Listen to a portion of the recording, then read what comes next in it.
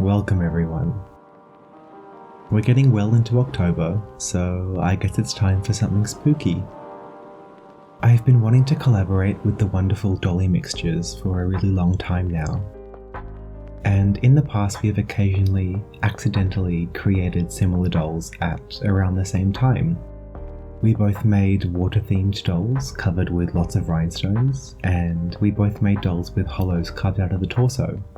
So this time we thought it would be cute to kind of reverse engineer a coincidence. Meaning we would pick a theme and a doll base we had to use, but then try and turn each of our creations into something the other person wouldn't do. I hope that makes sense.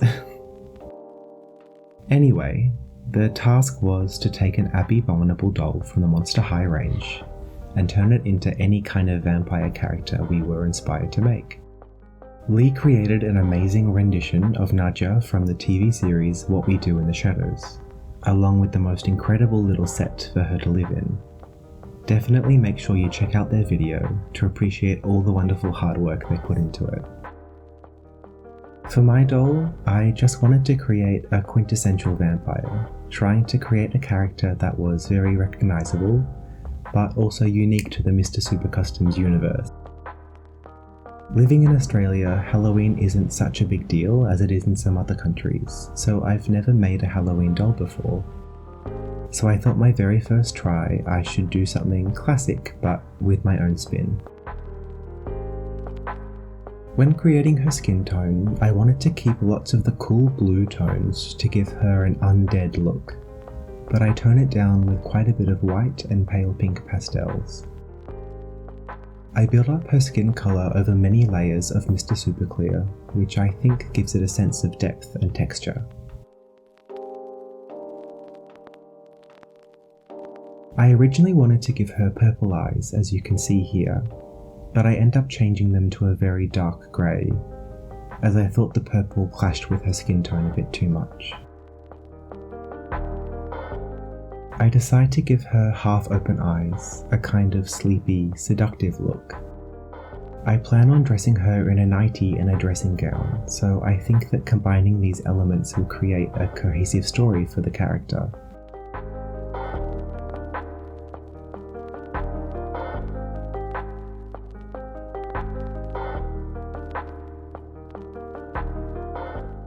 To help me create the shape of her eyebrows, I first go in with some black pan pastels on a small fluffy brush. It's then really easy to refine the shape with a kneaded eraser. I love this method so much and would really recommend it if anyone is struggling with getting their doll eyebrows symmetrical.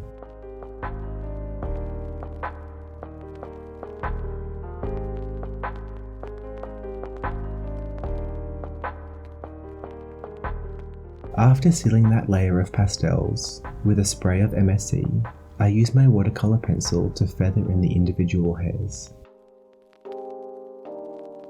Next is a set of vampire fangs. I was strangely nervous adding these.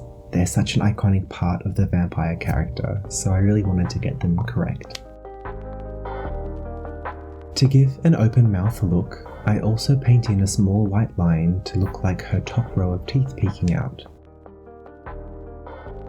I wanted her skin to have a lot of textural details, so I go in with a purple pencil and start drawing some fine veins around her face.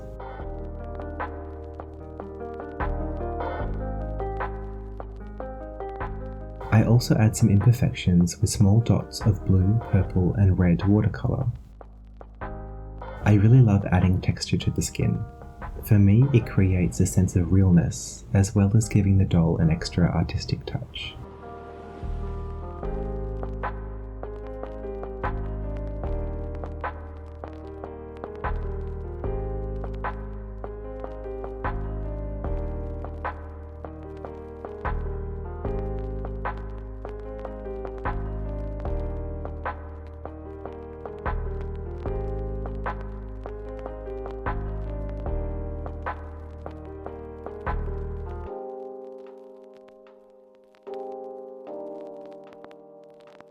I then use acrylic paints to deepen the colours on her face, starting with the black of her eyelashes and eyebrow hairs.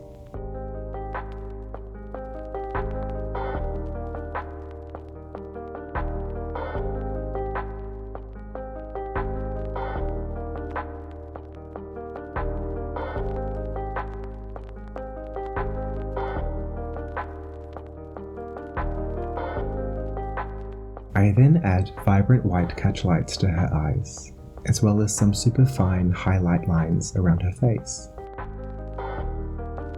This includes where the light would catch the wrinkles in her eyelids, as well as some sparkles in her waterline and the tip of her nose and lips.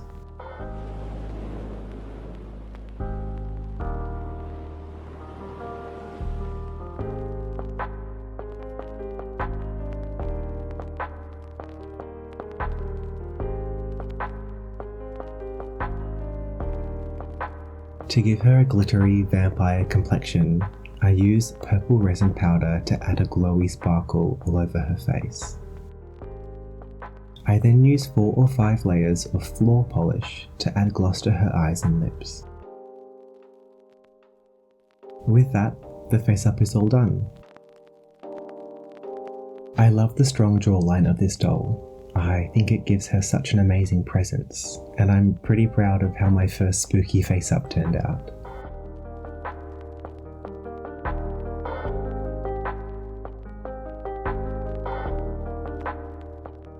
I make some hair wefts from 100% acrylic yarn.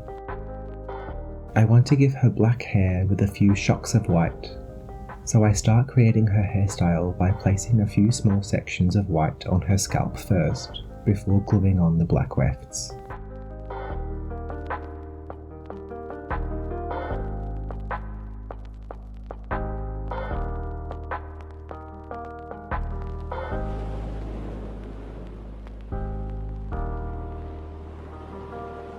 After creating her center part, I then move on to attaching hair around the entirety of her hairline.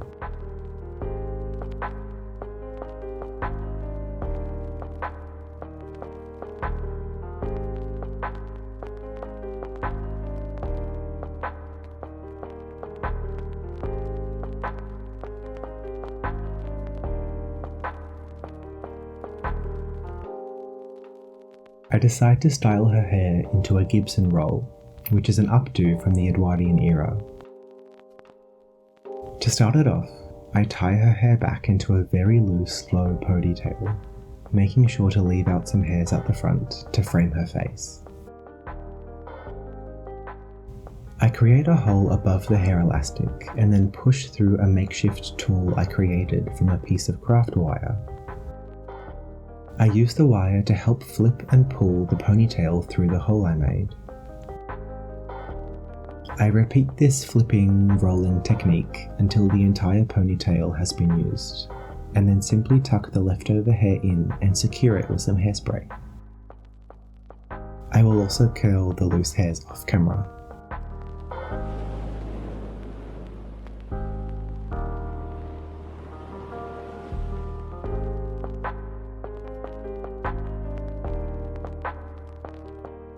To ensure that the face and body match, I add blushing as well as veins and small imperfections to the doll body.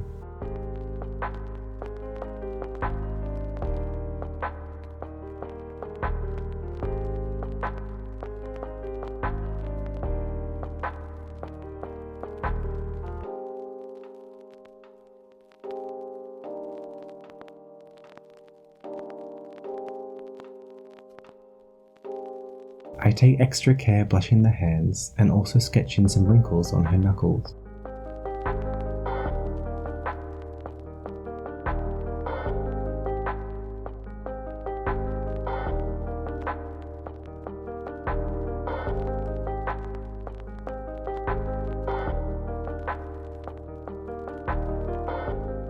For a gothic touch, I paint her nails jet black. However, after doing so, I felt like it contrasted a little bit too much with her skin. So I patted on top the same metallic resin powder that I used to highlight her body and face. I like how it created more harmony between the nails and the skin tone.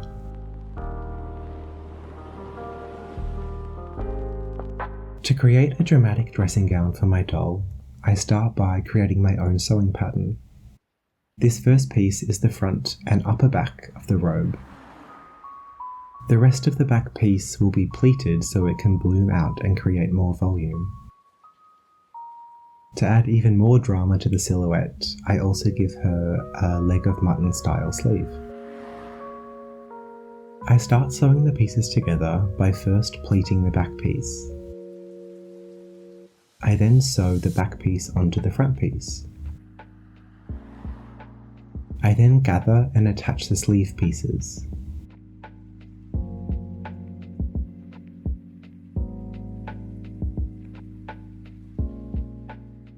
I absolutely love how puffy they turned out.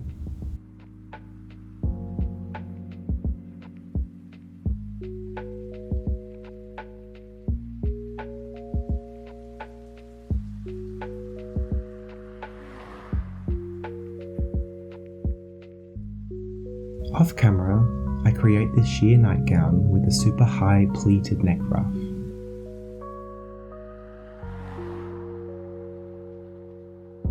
I also took apart an earring to use the jewel as a necklace to finish up the look. I use another earring to start making a tiny prop for our doll. I really wanted my vampire to have a dagger. In my head, her story is that her lover betrayed her and she has to kill them to protect herself. She's waiting late into the night for them to visit her, which is why she is dressed in her nightgown. I first tried to create a fabric grip along the hilt of the dagger, but I didn't love how it turned out, so I decided to remove it and instead encrust the hilt with crystals. Because this was a last minute idea, I had to sort through a mix of rhinestones to create the colour palette for the dagger. I'm actually using the base of a doll stand flipped upside down to hold the rhinestones because I couldn't find anything else. A little doll hack for you. I use different shades of blue, purple and red crystals in small sizes to cover the hilt.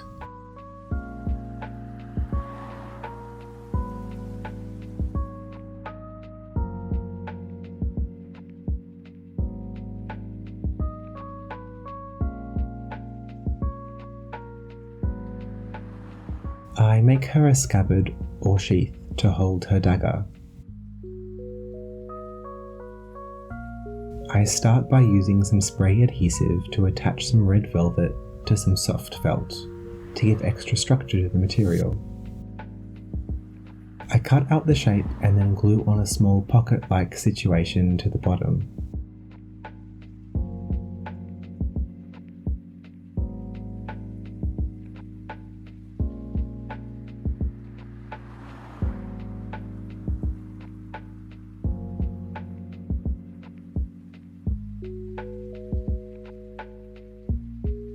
I also use some ribbon to make a strap.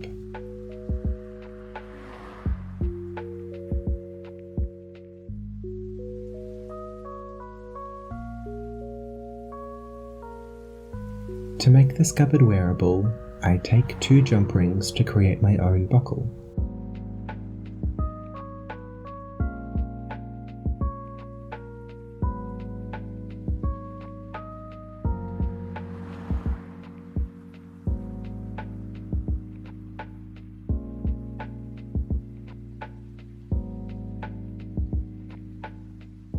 Once the ribbon is attached, I can thread it through both of the rings and then back again through just one of the rings, creating enough friction to hold it all in place.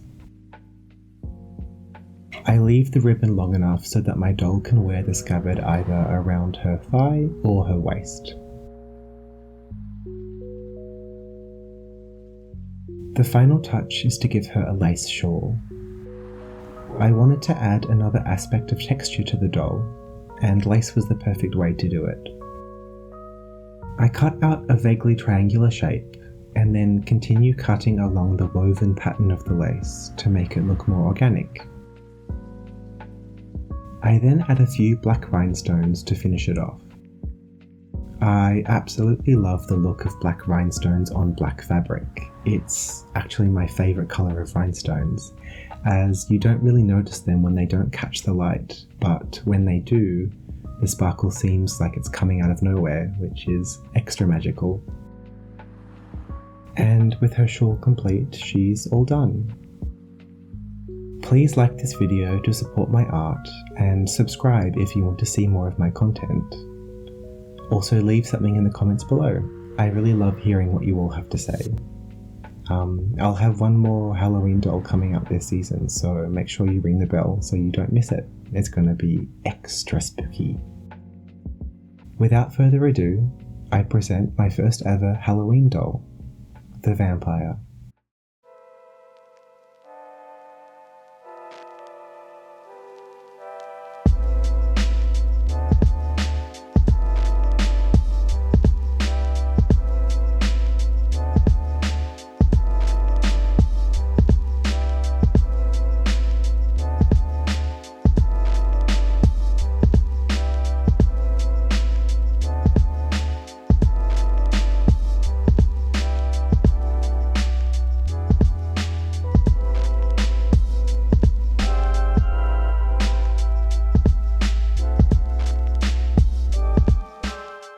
Thank you all so much for watching.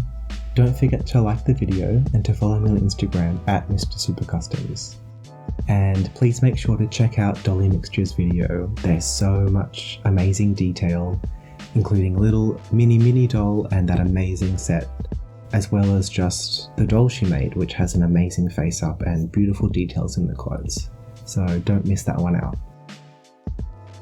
I'll see you next time. Have an awesome day.